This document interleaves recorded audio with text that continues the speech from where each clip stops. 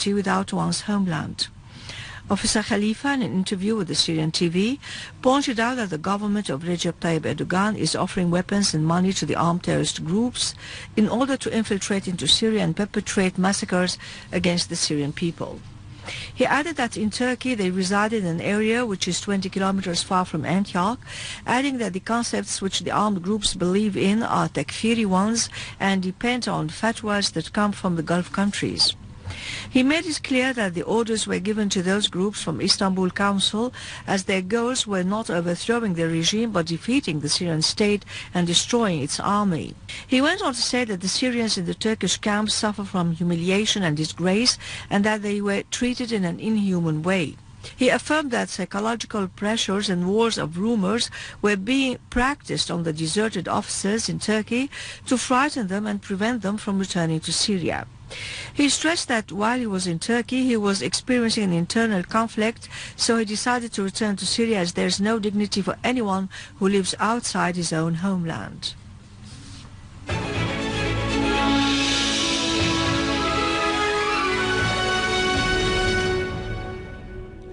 In occupied Palestine, Israeli warships continue to bombard Gaza Strip for the 10th consecutive day. An Israeli raid targeted early this morning Palestinian houses and properties, causing huge material damages to their farms. At least 9 Palestinians were killed and 15 others wounded since the beginning of the Israeli aggression last week. Palestinian resistance men retaliated by shelling Israeli settlements, scoring direct hits.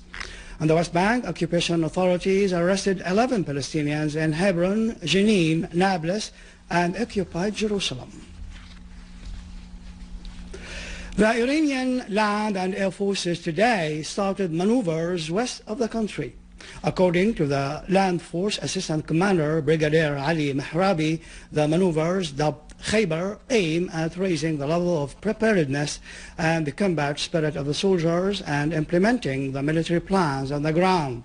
He referred to the participation of the air forces and helicopters in transporting parachutists and equipment within the military drills carried out that aim at implementing the rapid deterrence plans in the face of foreign threats. Finally, Sandy superstorm has killed 40 people in the United States. So far as 22 people were killed in New York City and 6 others died in New Jersey.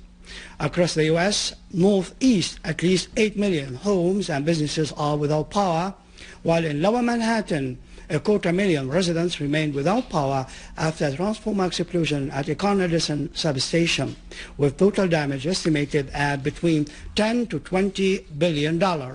President Barack Obama, who has suspended his election campaign, is due to visit affected areas in New Jersey.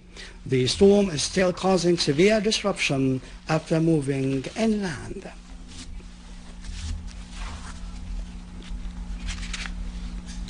With this, we end our news bulletin for today. For more information about Syria and the region, you can visit our website in English, syriaonline.sy. Up next, the latest business and market news with Nariman after the break.